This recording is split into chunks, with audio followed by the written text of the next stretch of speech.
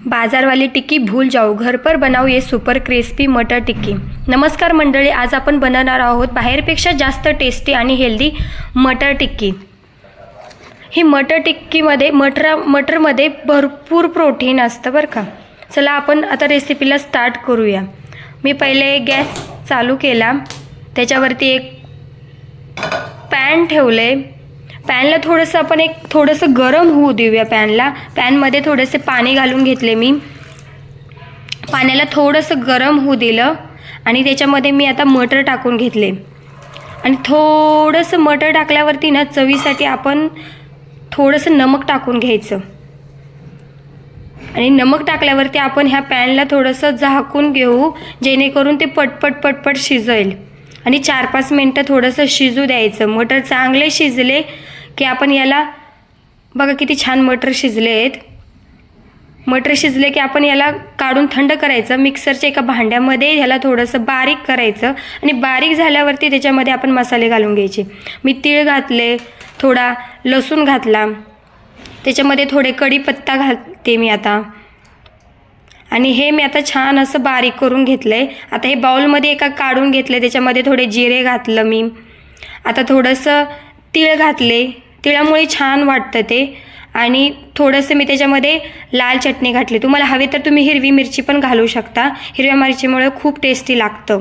थोडंसं मी हळद टाकली ह्याच्यामध्ये आणि थोडंसं नमक घातलेलं आहे ह्याच्यामध्ये।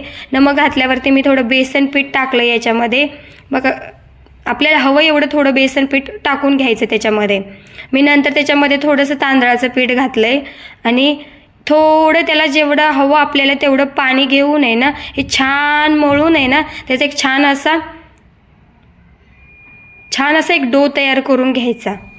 डो तयार करून झालं, गोल गोल आकार करून टिक्कीचे आकार त्याला व्यवस्थितरित्या टिक्कीचे आकार द्यायचे। बघा मी टिक्क्या बनवून तयार केलेत। आता एक पॅन घ्यायचा, पॅनला थोडंसं गरम होऊ द्यायचं आणि गरम झाल्यावर त्याच्यावरती तेल घालून घ्यायचं। तेल घालून घेतल्यावर बी थोडासा पॅन गरम होऊ द्यायचा आणि त्याच्यावरती आता एक करून टिक्क्या ठेवून घ्यायच्या। आणि टिक्क्यांना थोडंसं छान असं फ्राय होऊ द्यायचं। आणि थोडं फ्राय झालं, फ्राय होण्यासाठी व्यवस्थितरित्या आता आपण थोडंसं तेल घालून घेऊन तेल घालून घेतलंय बघा मित्रांनो मी। आणि तेल घालून घेतल्यावरती थोडंसं फ्राय होण्यासाठी त्याला आपण झाकून देऊया। आणि झाकून दिल्यावरती एक 5-10 मिनटं आपण ते फ्राय होईपर्यंत वाट बघू। नंतर त्याला छान असं परतवून घेऊ, जेणेकरून त्या खालून करपणार नाहीयेत। त्याची साईड चेंज करून घेऊया।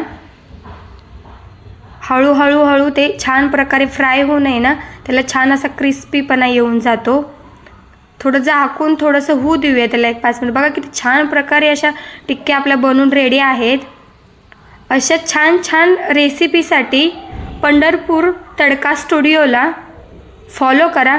मी अशा नवीन रेसिपी रोज तयार करून टाकत जाईन तुमच्यासाठी।